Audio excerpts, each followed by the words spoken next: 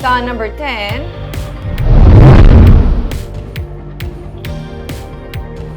tanan nga mga reclamation project sa mga baybayon sang syudad ang ginmando ni Mayor Albi Benitez nga ipauntat. May report si Nico Delfin.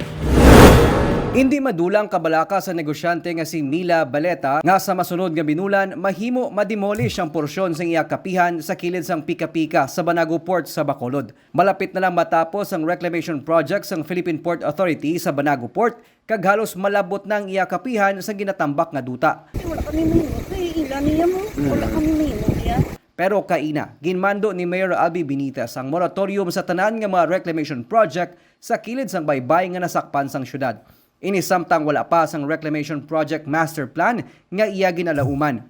We would like to ensure nga ang master plan sa aton nga syudad is first established before any activity will be undertaken sa mga shorelines.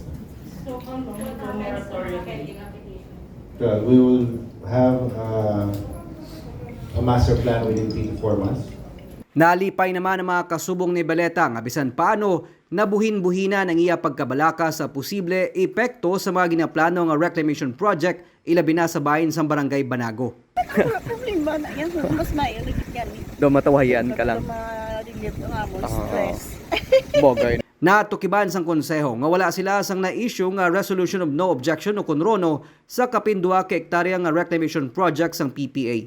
Gani naghinyo na sila sang pathag kag agud mapatpat ang bahin sa income sharing sa ginapatuman nga proyekto. Nico Delfin para sa DGCast Negros.